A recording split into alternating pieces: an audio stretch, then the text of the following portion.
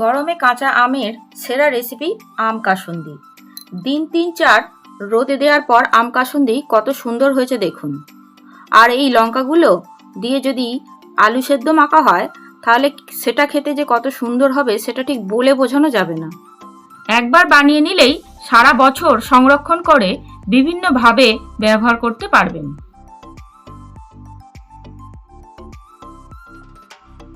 ছোট বড় মিলিয়ে 10-12টা কাঁচা আম ধুয়ে পরিষ্কার করে নিয়েছি। জলের ছোঁয়া লাগলে আম কাসুন্দি খারাপ হয়ে যেতে পারে, তাই আমগুলোকে শুকনো কাপড়ের সাহায্যে ভালোভাবে মুছে নিচ্ছি।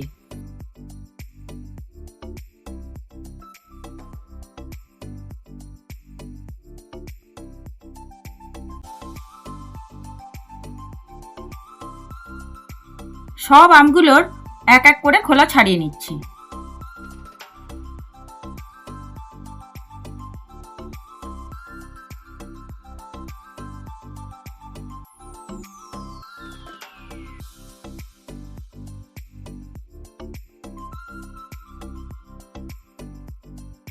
খোলা ছাড়ানো আমগুলোকে কেটে টুকরো করে তার কুচিগুলো বার করে ফেলে দিচ্ছি।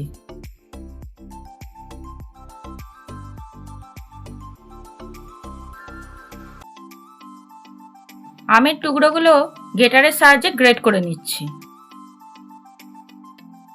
এই ঘরে তৈরি আম কাসুন্দি সারা বছর ফ্রিজ ছাড়াও ভালো থাকবে। এটা তৈরি করতে কোনো রকম আগুন জ্বালাবার প্রয়োজন পড়বে না। আর একটু বেশি টকযুক্ত আম এই আম কাসুন্দি বানাবার জন্য প্রয়োজন।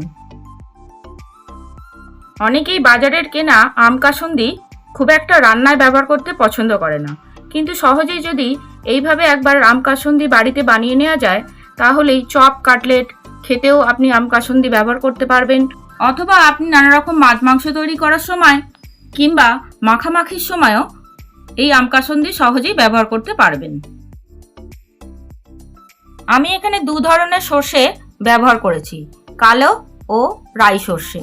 আম কাসুন্দি বানানোর জন্য 1 ভাগ যদি হলুদ সর্ষে হয় 3 ভাগ হবে কালো সর্ষে। আমি কালো সর্ষে ও সাদা সর্ষে মিলিয়ে মিক্সিতে দিয়ে গুঁড়িয়ে নিচ্ছি। কয়েক সেকেন্ডের মধ্যেই গুঁড়িয়ে কত সুন্দর মিহি হয়ে গেছে।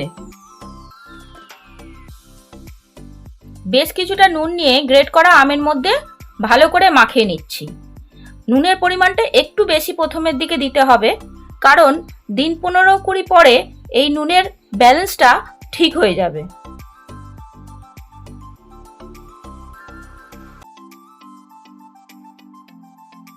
কিছুটা পরিমাণে হলুদ ও লঙ্কা গুঁড়ো দিয়ে দিলাম।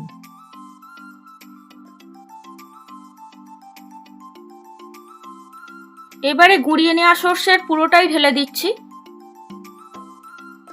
এখন খুব ভালোভাবে হাতে করে এই সর্ষে দিয়ে আমটাকে মাখিয়ে নিতে হবে।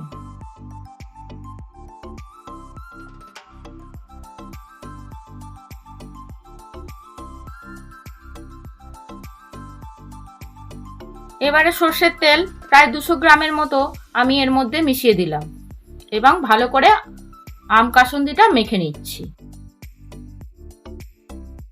যে সমস্ত বন্ধুরা আমার আজ কি রান্না করি চ্যানেলটি সাবস্ক্রাইব করেছেন তাদের অসংখ্য ধন্যবাদ, এবং যারা নতুন বন্ধু তাদের চ্যানেলটি সাবস্ক্রাইব করে পাশে থাকার অনুরোধ রইল। কয়েকটা গোটা পাকা লঙ্কা এর মধ্যে মিশিয়ে দিলাম। আমি এগুলোকে কুচিয়ে অথবা বেটে দিইনি, যেহেতু আগে থেকে গুঁড়ো লঙ্কা ব্যবহার করেছি। ধুয়ে পরিষ্কার করা শুকিয়ে নেওয়া কাঁচের শিশির মধ্যে আম কাসুন্দি ভরে নিচ্ছি।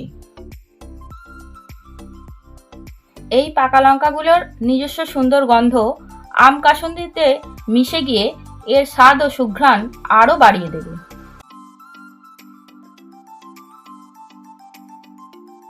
ওপর থেকে কিছুটা পরিমাণে সর্ষের তেল ঢেলে দিয়ে সঙ্গে সঙ্গে জারের মুখ বন্ধ করে দিতে হবে। আরেকটি জারে বেঁচে থাকা আম কাসুন্দি রেখে দিচ্ছি। পাশে থাকা বেল আইকন প্রেস করে রাখবেন নেক্সট ভিডিওর নোটিফিকেশন আগে পাওয়ার জন্য। আম কাসুন্দি সম্পূর্ণরূপে তৈরি হয়ে গেল। এবারে কিছুদিন রোদে রাখতে পারেন। তারপরে আম কাসুন্দি ব্যবহারের জন্য সম্পূর্ণরূপে তৈরি হবে। আমার এই ভিডিওটি ভালো লাগলে লাইক, কমেন্ট ও শেয়ার করবেন। অসংখ্য ধন্যবাদ। ভালো থাকবেন।